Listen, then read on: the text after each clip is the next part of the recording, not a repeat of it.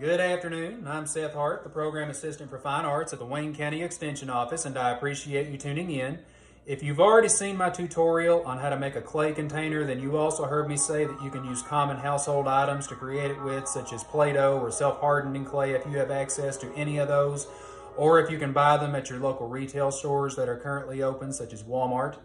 But more uniquely, if you don't have them and you want to try this, you can actually make your own Play-Doh. So I'm going to walk you through these steps with some basic ingredients you may have.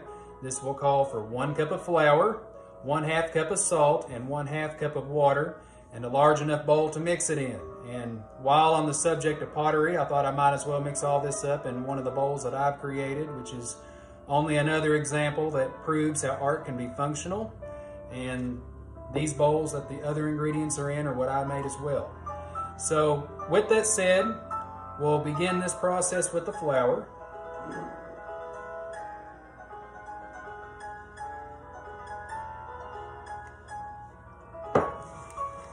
And then the salt.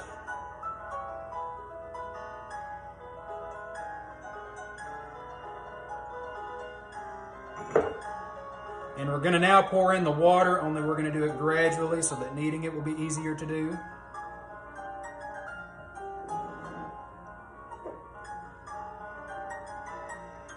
And at this point, if you want it to be a certain color, then you could use food coloring, and that is something I do not have, but this will do just fine for demonstration purposes. But know that if you do add food coloring, it will get messy and it does stain clothing, so I would recommend that you are wearing something appropriate for that.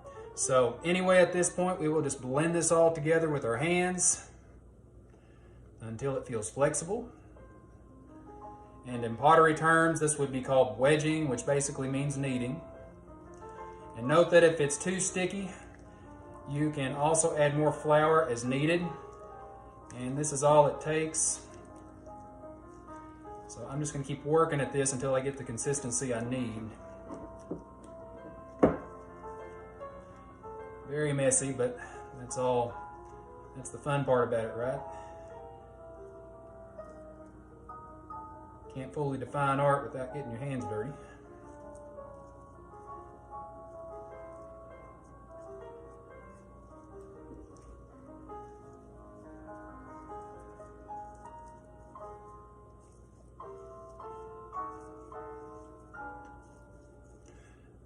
Now, for the sake of time, since I don't have a whole lot of time with these videos, I'm going to show you one that I've already wadded up.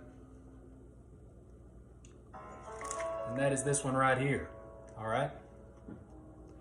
And at this point, I'll just share a few tips about it. You'll need to be aware that it'll last about 4 weeks before it's unusable, even when stored in plastic. So I would recommend that you put it in a plastic bag and refrigerate it. A Ziploc bag works great.